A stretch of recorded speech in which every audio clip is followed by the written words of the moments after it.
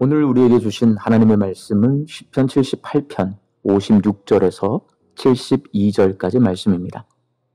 그러나 그들은 지존하신 하나님을 시험하고 반항하여 그의 명령을 지키지 아니하며 그들의 조상들같이 배반하고 거짓을 행하여 속이는 활같이 빗나가서 자기 산당들로 그의 노여움을 일으키며 그들의 조각한 우상들로 그를 진노하게 하였음에 하나님이 들으시고 분내어 이스라엘을 크게 미워하사 사람 가운데 세우신 장막 곧 실로의 성막을 떠나시고 그가 그의 능력을 포로에게 넘겨주시며 그의 영광을 대적의 손에 붙이시고 그가 그의 소유 때문에 분내사 그의 백성을 칼에 넘기셨으니 그들의 청년은 불에 살라지고 그들의 처녀들은 혼인 노래를 들을 수 없었으며 그들의 제사장들은 칼에 엎드려지고 그들의 과부들은 애곡도 하지 못하였도다. 그때에 주께서 잠에서 깨어난 것처럼 포도주를 마시고 고함치는 용사처럼 일어나사 그의 대적들을 쳐 물리쳐서 영원히 그들에게 욕되게 하셨도다. 또 요셉의 장막을 버리시며 에브라임 지파를 택하지 아니하시고 오직 유다 지파와 그가 사랑하시는 시온산을 택하시며 그의 성소를 산의 높음같이 영원히 두신 땅같이 지으셨도다. 또 그의 종 다윗을 택하시되 양의 우리에서 취하시며 전량을 지키는 중에서 그를 이끌어내사 그의 백성인 야곱 그의 소유인 이스라엘을 기르게 하셨더니 이에 그가 그들을 자기 마음의 완전함으로 기르고 그의 손의 능숙함으로 그들을 지도하였도다. 아멘. 시편 78편의 시인은 아수르에게 멸망당한 북이스라엘의 역사를 신명기적 역사관으로 해석하고 다윗 왕조의 정통성을 이어받은 남유다의 역사는 역대기적 역사관으로 해석합니다. 오늘 본문 67절과 68절 말씀입니다.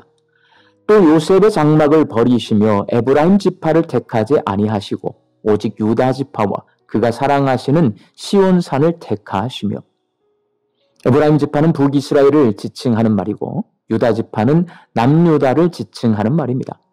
시인은 하나님께서 이스라엘을 버리고 남유다를 택하셨다고 말합니다. 그렇다면 하나님께서 북이스라엘을 버리고 남유다를 택하신 이유는 과연 무엇일까요? 하나님께서 북이스라엘을 버리신 이유는 그들의 속이는 활이 되었기 때문입니다. 본문 57절 말씀입니다.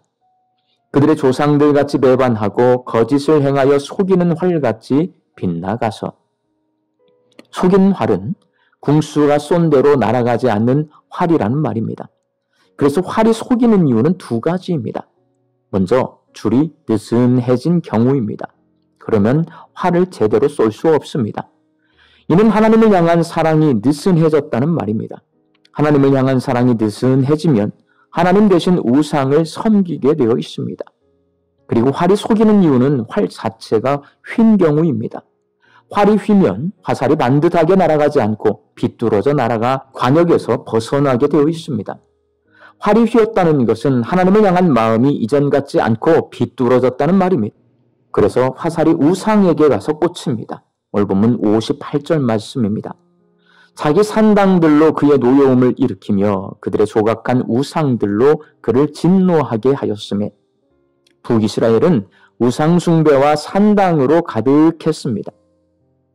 그래서 하나님은 북이스라엘을 버리십니다. 본문 60절과 61절 말씀입니다. 사람 가운데 세우신 장막 곧 실로의 성막을 떠나시고 그가 그의 능력을 포로에게 넘겨주시며 그의 영광을 대적의 손에 붙이시고 하나님은 북이스라엘의 예배 장소인 실로의 성막을 버리십니다. 그리고 그들을 대적인 아수르에게 넘기십니다. 속이는 활이 되어 하나님 대신 우상 숭배를 한 북이스라엘은 원래는 하나님의 은혜의 자리에 있었지만 심판의 자리로 가게 된 것입니다. 그리고 하나님이 다윗을 택하신 이유는 마음의 온전함과 손의 능숙함이 있기 때문입니다. 본문 71절 말씀입니다. 이에 그가 그들을 자기 마음의 완전함으로 기르고 그의 손의 능숙함으로 그들을 지도하였도다. 다윗은 8형제 가운데 막내였고 보잘것없는 목동이었습니다. 사람이 보기에 미천하게 보였지만 하나님은 그가 몇 마리 안 되는 양을 마음의 완전함과 손에 능숙함을 가지고 목숨 걸고 지키는 모습을 보셨습니다. 마음의 완전함은 하나님 앞에서 중심이 곧은 것을 말하고, 손의 능숙함은 아무리 작은 일이 주어져도 최선을 다하는 삶의 태도를 말합니다. 다윗은 양을 지킬 때도, 골리앗 앞에 섰을 때도, 왕이 된 후에도 그 중심을 잃지 않았습니다.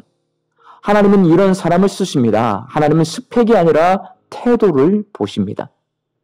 사랑하는 광주 양림교회 성도 여러분, 오늘 말씀을 통해 내가 하나님 앞에서 북이스라엘 백성처럼 속이는 활과 같은 사람인지, 아니면 다윗처럼 완전하고 능숙한 사람인지 생각해 보시기 바랍니다.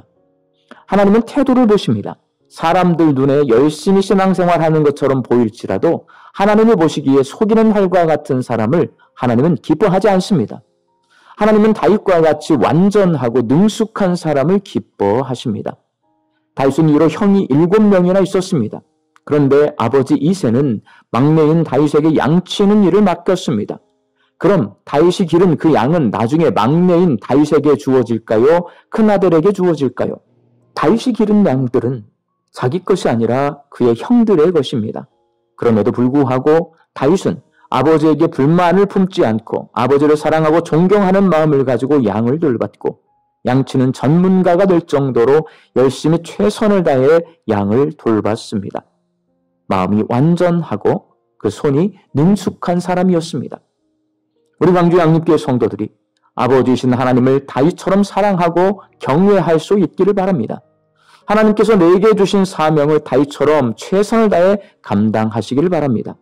그래서 하나님을 향한 마음이 중심 잡혀 있고 변함없이 공손한 태도로 하나님께 순종해서 다윗처럼 하나님이 기쁨으로 사용하는 하나님의 일꾼들이 되시기를 예수님의 이름으로 축원합니다. 함께 기도하겠습니다. 하나님을 향한 우리 마음이 완전케 하여 주옵소서. 주께서 우리에게 맡겨주신 일들이 작은 일이라 할지라도 최선을 다하고 충성을 다해 섬길 때 능숙한 손길이 되게 하여 주옵소서.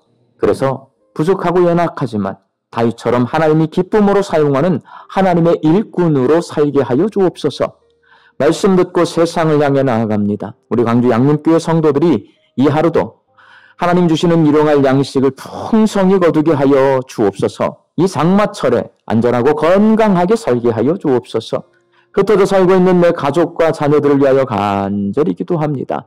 하나님의 일꾼으로 살기를 소망합니다. 마음이 완전하여서, 손이 능숙하여서 하나님을 섬기고 하나님을 존중하고 하나님을 믿으며 살게 하여 주옵소서.